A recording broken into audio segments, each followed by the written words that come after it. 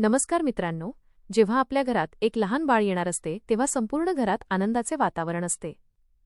पण बाळाच्या जन्मानंतर त्याच्या स्वच्छतेसाठी आणि आईच्या आरोग्यासाठी अनेक गोष्टींची गरज भासते, ज्याचा खर्च सर्वसामान्य कुटुंबांना अनेकदा उचलणे कठीण जाते. मित्रांनो, याच समस्येवर तोडगा काढण्यासाठी आणि माता व बालकाचे आरोग्य सुधारण्यासाठी सरकारने एक अतिशय चांगली योजना सुरू केली आहे, ज्याचे नाव आहे मुख्यमंत्री महालक्ष्मी किट योजना. या योजनेअंतर्गत गर्भवती महिलांची प्रसूती झाल्यानंतर सरकारकडून माता आणि बाळासाठी एक खास मोफत महालक्ष्मी किट दिले जाते. तर आजच्या या व्हिडिओमध्ये आपण जाणून घेणार आहोत की या किटमध्ये नक्की कोणकोणत्या वस्तू मिळतात, यासाठी पात्रता काय आहे आणि हे किट मिळवण्यासाठी तुम्हाला कोणाशी संपर्क साधावा लागेल, ही संपूर्ण माहिती मी तुम्हाला आज सोप्या भाषेत सांगणार आहे. व्हिडिओ शेवटपर्यंत नक्की बघा. मित्रांनो, ग्रामीण आणि शहरी भागातील गरीब कुटुंबांतील माता आणि त्यांच्या नवजात बालकांच्या आरोग्याची योग्य काळजी घेणे हाच या योजनेचा मुख्य उद्देश आहे. अनेकदा पैशांच्या कमतरतेमुळे गर्भवती महिलांची प्रसूती घरीच केली जाते, ज्यामुळे माता आणि बाळाच्या जीवाला धोका निर्माण होऊ शकतो. त्यामुळे महिलांना सरकारी रुग्णालयातच प्रसूती करण्यासाठी प्रोत्साहित करण्याच्या हेतूने सरकारकडून बाळाच्या जन्मानंतर हे मोफत किट भेट म्हणून दिले जाते. तुमच्या मनात प्रश्न आला असेल की या किटमध्ये नक्की काय काय असते. मित्रांनो, या एका मोठ्या किटमध्ये माता आणि बाळ या दोघांसाठीही आवश्यक असलेल्या वस्तूंचा समावेश केला जातो.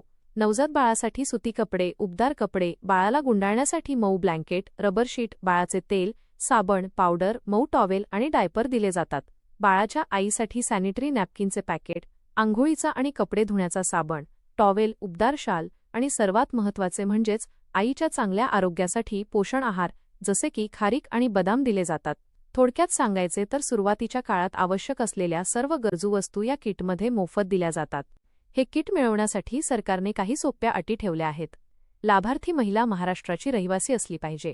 गर्भवती महिलेची तिच्या गावातील अंगणवाडी केंद्रात किंवा प्राथमिक आरोग्य केंद्रात गर्भधारणेची अधिकृत नोंदणी झालेली असावी. महिलेची प्रसूती जिल्हा रुग्णालय, उपजिल्हा रुग्णालय किंवा सरकारी प्राथमिक आरोग्य केंद्रात झालेली असावी. खाजगी रुग्णालयात प्रसूती झाल्यास याचा लाभ मिळत नाही, ही सर्वात महत्त्वाची अट आहे. मित्रांनो, हे किट मिळवण्यासाठी तुमच्याकडे काही आवश्यक कागदपत्रे फाईलमध्ये तयार असली पाहिजेत. सर्वात आधी महिलेचे आधार कार्ड, ममता कार्ड म्हणजेच गर्भधारणा नोंदणी कार्ड, सरकारी रुग्णालयाचे delivery discharge paper, bank passbook आणि रेशन कार्ड, ही सर्व कागदपत्रे तुमच्याकडे असली पाहिजेत. मित्रांनो, यासाठी तुम्हाला ऑनलाईन फॉर्म भरण्याची गरज नाही. जेव्हा सरकारी रुग्णालयात प्रसूती होते तेव्हा तिथेच डिस्चार्ज घेताना रुग्णालयाकडून हे किट दिले जाऊ शकते, किंवा तुम्ही तुमच्या भागातील अंगणवाडी सेविका, आशा वर्कर किंवा जवळच्या प्राथमिक आरोग्य केंद्रात आपली कागदपत्रे जमा करून या किटची मागणी करू शकता. त्या तुम्हाला हे किट मिळवून देण्यास मदत करतील. तर मित्रांनो, माता आणि बालकाचे आरोग्य सुरक्षित ठेवण्यासाठी सरकारची ही मुख्यमंत्री महालक्ष्मी किट योजना खरोखरच खूप लाभदायक आहे. जर तुमच्या ओळखीच्या, कुटुंबातील किंवा नातेवाईकांपैकी कोणतीही महिला गर्भवती असेल तर हा व्हिडिओ नक्की शेअर करा, जेणेकरून त्यांना या मोफत योजनेचा लाभ मिळू शकेल. तुम्हाला ही योजना कशी वाटली?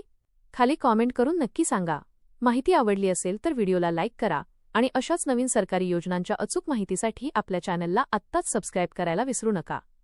भेटूया पुढच्या व्हिडिओमध्ये. तोपर्यंत स्वतःची आणि आपल्या कुटुंबाची काळजी घ्या. धन्यवाद.